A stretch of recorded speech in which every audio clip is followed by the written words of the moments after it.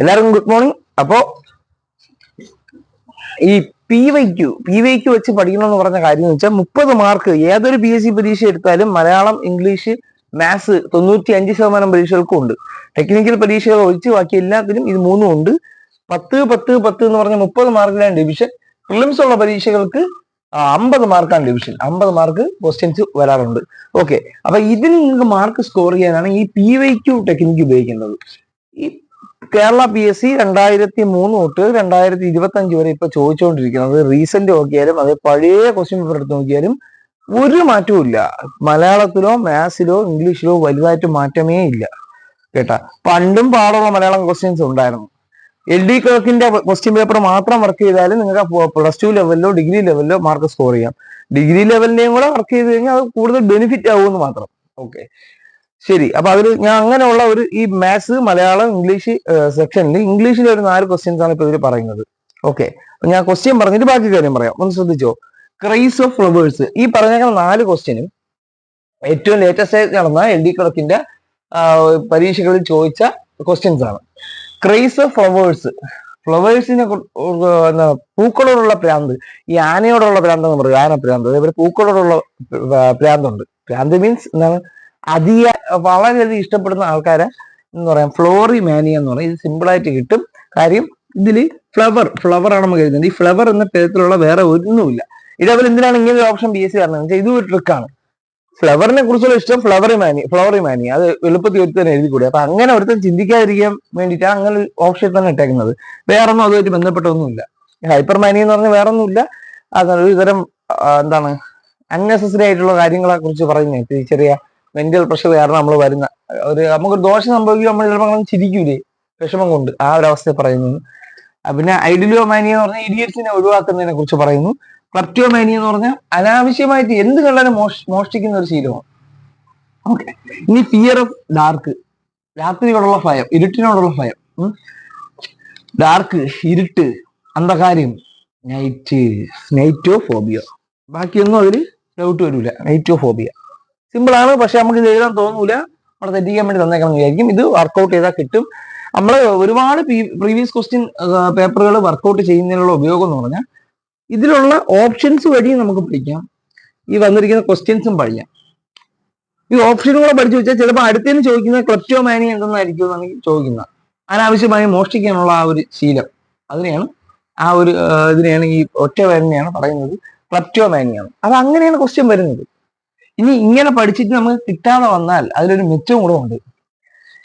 ഈ rank list വരുന്ന ഒരു 95% പേര് ഇങ്ങനെ തന്നെ വരുന്നത് ഈ ഐഡിയ ഉപയോഗിച്ച് തന്നെ. 5% പേര് എന്ന് പറയുന്നത് ഇംഗ്ലീഷിൽ പാണ്ഡിത്യമുള്ളവരായിരിക്കും. ചിലപ്പോൾ MA ഇംഗ്ലീഷ് എടുത്ത് പഠിച്ചവരായിരിക്കും, അങ്ങനെയുള്ളവരായിരിക്കും. അവർക്ക് ഇതിന്റെ ആവശ്യമില്ല. ചിലർക്ക് മാത്സ് നല്ലപോലെ അറിയാം. ഞാൻ തുറന്നു പറയാം, എനിക്ക് മാത്സ് അത്യാവശ്യം നല്ലപോലെ അറിയാം. അതുകൊണ്ട് മാത്സിന് വേണ്ടി ഞാൻ PSCക്ക് ടൈം കളയാറേ ഇല്ല. പരീക്ഷ ആവാറാവണതിന്റെ 2 ദിവസം മുമ്പ് അങ്ങനെ കുറച്ച് ക്വസ്റ്റ്യൻസ് നോക്കാം. എനിക്ക് അറിഞ്ഞൂടാ ചില മെത്തേഡ്സ്, ചില ഡൗട്ട്. ഇപ്പൊ ജാമിതീയ രൂപങ്ങൾ എല്ലാത്തിന്റെ കാണാൻ എനിക്ക് അറിഞ്ഞൂടാ, കാണാതെ ഉഷാറിനൂടാ. അപ്പൊ അതൊക്കെ നോക്കും. അങ്ങനെയുള്ള കാര്യങ്ങൾ മാത്രമേ നോക്കുള്ളൂ. അപ്പൊ അവർക്ക് മാത്സ് എളുപ്പം പോലെ ഇംഗ്ലീഷും എളുപ്പമായിരിക്കും. ഓക്കെ, പക്ഷെ അങ്ങനെയുള്ള ആൾക്കാരുടെ എണ്ണം കുറവായിരിക്കും. ഓക്കെ, അപ്പൊ കോമ്പറ്റീഷൻ ഫീൽഡിൽ അവര് നമ്മളെ സ്വാധീനിക്കുന്നില്ല. ഒരു 1000 പേര് റാങ്ക് ലിസ്റ്റ് ഇടുന്ന വേണ്ട, ഇപ്പൊ ചെറിയ ലിസ്റ്റിൽ 500 പേര് റാങ്ക് ലിസ്റ്റ് ഇടുന്ന ഒരു വലിയ പരീക്ഷയിൽ ഒരു 50 പേര് അല്ലെങ്കിൽ ഒരു 25 പേരൊക്കെ അങ്ങനെ കാണത്തുള്ളൂ. ഓക്കെ, അപ്പൊ നമുക്ക് എല്ലാവരും സ്കോർ ചെയ്യുന്ന പോലെ സ്കോർ ചെയ്യാം. അപ്പം ഏറ്റവും ടൈറ്റ് ആയിട്ട് ചോദിച്ചു കഴിഞ്ഞാൽ ഒരു പരീക്ഷയ്ക്ക് ഒരു ജോലി വാങ്ങുന്ന ഒരു ഉദ്യോഗാർത്ഥി ഏറ്റവും ടൈറ്റ് ആയിട്ട് ചോദിച്ചു കഴിഞ്ഞാൽ 5 മാർക്ക് വാങ്ങുമെങ്കിൽ നമുക്ക് ആ 5 മാർക്ക് കിട്ടണം. അതിന് ഈ ഐഡിയ ഫോക്കസ് ചെയ്താൽ മതി. ചിലപ്പോൾ ഏറ്റവും എളുപ്പമായിട്ട് ചോദിക്കും. അപ്പം 10ൽ 10 ഒരാൾക്ക് വാങ്ങുന്ന ആ ഒരു പരീക്ഷ നമ്മൾ 10ഓ 9ഓ നമുക്ക് വാങ്ങാൻ പറ്റണം. അത് ചെയ്യണമെങ്കിൽ ഈ ഐഡിയ ഫോക്കസ് ചെയ്താൽ മതി. ഇങ്ങനെയാണ് ക്വസ്റ്റ്യൻസ് വരുന്നത്. ഇനി അടുത്തതാ, one of my friends with me yesterday. ഇംഗ്ലീഷിലുള്ള ഒരു ടിപ്പാണ്, PSCക്കുള്ള ടിപ്പാണ്. ഇംഗ്ലീഷ് പരീക്ഷയ്ക്ക് 3 എണ്ണം ഇങ്ങനെ എസ്സിൽ അവസാനിക്കുന്ന സിംഗുലറും 1 എണ്ണം പ്ലൂറലും തരും. ഇങ്ങനെ ഒറ്റപ്പെട്ട് കിടക്കുന്ന എനിക്ക് ആൻസർ. അപ്പൊ ഇതാണ് ആൻസർ എന്ന് പറഞ്ഞോണെങ്കിൽ ചെയ്യാം, പക്ഷെ അത് തെറ്റാണ്. കാര്യം ഇതൊരു ടിപ്പാണ്. കാരണം അവർ ഓപ്ഷൻ തരുമ്പം ഏതെങ്കിലും എന്താണ് പെട്ടെന്ന് കൂട്ടത്തിൽ ഒറ്റ ഉള്ള സാധനത്തിന് ഗ്രാമർ കണ്ടുപിടിച്ചാൽ പെട്ടെന്ന് ആൻസർ കിട്ടും. കാര്യം ഇവിടെ ഇത് തെറ്റാണെന്ന് പറയാൻ വേണ്ടി ഇത് പുതിയ ആ ട്രെൻഡ് അവർ മറിച്ചിട്ടേക്കാണ്. സാധാരണ കുറെ ഉള്ള അങ്ങനെയാണ്. അങ്ങനെയൊക്കെ നമ്മൾ ഒരുപാട് മാർക്ക് ഉടായ്പ രീതിയിൽ നമ്മൾ ഏറ്റവും കൂടുതൽ ഫോക്കസ് ചെയ്യുന്ന ഇംഗ്ലീഷിനെ കുറിച്ച് വലിയ പാണ്ഡിത്യമില്ല ആൾക്കാർ മാർക്ക് വാങ്ങുക എന്ന ലക്ഷ്യത്തോടെ ഇംഗ്ലീഷ് പഠിക്കുന്നത്.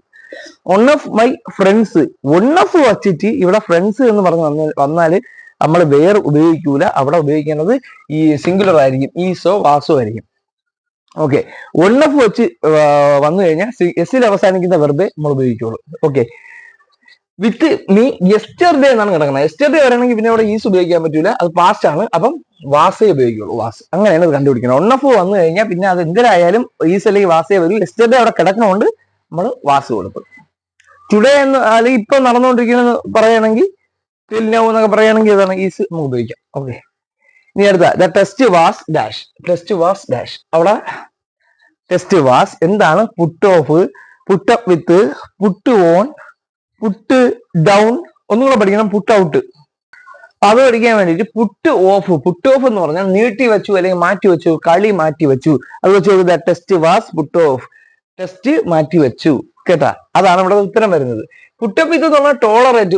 എനിക്ക് അവന് പുട്ടപ്പ് വിത്ത് ചെയ്യാൻ പറ്റൂല എന്ന് പറഞ്ഞാൽ അവനെ എനിക്ക് സഹിക്കാൻ പറ്റൂല, ടോളറേറ്റ് ചെയ്യാൻ പറ്റൂല. അതാണ് ഇതിന്റെ meaning. Put on, put on, put on dress. Wear ചെയ്യുക, ഡ്രസ്സ് ധരിക്കുക. Put on. Put down, put down the strike. അടിച്ചമർത്തുക, അടിച്ചമർത്തുക. ഓക്കെ, ഇനി പുട്ട് ഔട്ട് ഉണ്ട്. പുട്ട് ഔട്ട് ദി ഫയർ എന്ന് പറയും. പുട്ട് ഔട്ട് ദി ഫയർ, അതായത് അണയ്ക്കുക എന്നൊക്കെയാണ് അർത്ഥം വരുന്നത്. അണയ്ക്കുക, പുട്ട് ഔട്ട്. തീ അണയ്ക്കുക, അങ്ങനെയൊക്കെയാണ്. പുട്ട് ഓഫ് എന്ന് പറഞ്ഞാൽ മാറ്റി വെക്കുക, ഇങ്ങനെയാണ്. അപ്പൊ ഇത് സംഭവം ഈ ഒരു ബുക്ക് ഉപയോഗപ്രദമാണ്. 2024 30 സെറ്റ് ക്വസ്റ്റ്യൻസ്. ഇത് നിങ്ങൾക്ക് എല്ലാം ഈ GK സെക്ഷൻ ആയാലും ഈ ഇതുപോലത്തെ സെക്ഷൻ ആയാലും എല്ലാം ഉപയോഗപ്രദമാവും. ഇതിൽ ഒരുപാട് പരീക്ഷ ക്വസ്റ്റ്യൻ പേപ്പറുകളുണ്ട്. നിങ്ങൾക്ക് നമ്മളെ അഡ്മിന്റെ ഫസ്റ്റ് കമന്റ് ഞാൻ നമ്പർ ഇട്ടേക്കാം. അഡ്മിനെ വാട്സാപ്പ് ചെയ്ത് ഈ ടെക്സ്റ്റ് ബുക്ക്, ഈ ഒരു ഗൈഡ് നിങ്ങൾക്ക് വാങ്ങിക്കാം. LD ക്ലർക്കിന്റെ 14 ജില്ലയുടെയും ക്വസ്റ്റ്യൻ പേപ്പേഴ്സ്, പിന്നെ LD ക്ലർക്കിന്റെ 24 ബൈ ട്രാൻസ്ഫർ ക്വസ്റ്റ്യൻ പേപ്പർ. ഈ ബൈ ട്രാൻസ്ഫർ പഠിക്കുന്നത് ഭയങ്കര ഉപയോഗമാണ്. ബൈ ട്രാൻസ്ഫറിലെ ക്വസ്റ്റ്യൻസ് വളരെ കട്ടിയായിട്ടുള്ള ക്വസ്റ്റ്യൻസ് അതിൽ ഉണ്ടായിരിക്കും. പിന്നെ ഖാദി ബോർഡ് LDCയുടെ മെയിൻസിന്റെ ക്വസ്റ്റ്യൻ പേപ്പർ ഉണ്ട്. Office attendant grade 2, LGS main exams, university LGSന്റെ ക്വസ്റ്റ്യൻ പേപ്പർ, ലബോറട്ടറി അറ്റൻഡറിന്റെ mains, seaman for SC/ST special category question paper ഇതിലുണ്ട്. ഫീൽഡ് വർക്കർ ഉണ്ട്, ഫാം വർക്കർ ഉണ്ട്, ആംബുലൻസ് അസിസ്റ്റൻസ് ഉണ്ട്. തീർന്നില്ല, ഇതേപോലെ ഇത്രയും ഉണ്ട്. കൂലി വർക്കർ മെയിൻസ് ഉണ്ട്, ഓഫീസ് അറ്റൻഡന്റ് ഉണ്ട്, അസിസ്റ്റന്റ് കമ്പൈലർ ഉണ്ട്, കാവടി സെക്യൂരിറ്റി ഗാർഡ്. ഇതിനൊക്കെ ക്വസ്റ്റ്യൻസ് വരും. കാവടി സെക്യൂരിറ്റി അതൊക്കെ വളരെ വേതനം കുറഞ്ഞ പോസ്റ്റുകളാണ്, പക്ഷെ അതിൽ പരീക്ഷകളത്തിൽ ടൈറ്റ് ആയിരിക്കും. ഫീമെയിൽ അസിസ്റ്റന്റ് പ്രൊഫഷണൽ ഓഫീസർ ഉണ്ട്. ഖാദി ബോർഡിന്റെ എല്ലാ പ്രിലിംസും ഉണ്ട്, അത് 5-6 ഉണ്ട്. പിന്നെ അതിന് സെക്യൂരിറ്റി ഗാർഡ് 2023 ക്വസ്റ്റ്യൻ, 23 അവസാനം ചോദിച്ച ഓഫീസർ ഗ്രേഡ് 2, അതേപോലെ lab assistant, LD clerk, clay വർക്കിന്റെ ക്വസ്റ്റ്യൻ ഉണ്ട്. ഇതൊക്കെ എടുത്ത് നോക്കിയാലേ അറിയത്തുള്ളൂ ഏത് ലെവലുള്ള ക്വസ്റ്റ്യൻ ആണ്. അപ്പൊ ഈ ബുക്ക് നിങ്ങൾക്ക് ആവശ്യമുണ്ടെങ്കിൽ കോൺടാക്ട് ചെയ്യുക, അഡ്മിന് മെസ്സേജ് ചെയ്യുക. ഓക്കെ, അപ്പം ഇതേപോലെ ഈ PYQ വെച്ച് പഠിച്ചു പോയാൽ നമുക്ക് നല്ല മാർക്ക് സ്കോർ ചെയ്യാൻ പറ്റും. ഒരു കോൺഫിഡൻസ് വരും. വളരെ കുറച്ചേ പഠിക്കുകയുള്ളൂ. ഒരു ദിവസം തന്നെ പല ഏരിയകൾ നമ്മൾ വർക്ക്ഔട്ട് ആവും. അതോടൊപ്പം ക്വസ്റ്റ്യൻ പേപ്പർ നമ്മൾ വർക്ക്ഔട്ട് ചെയ്ത് തീർത്തുകൊണ്ടിരിക്കും. ഇത് ഉപയോഗമാണ്. ഓക്കെ, ശരി.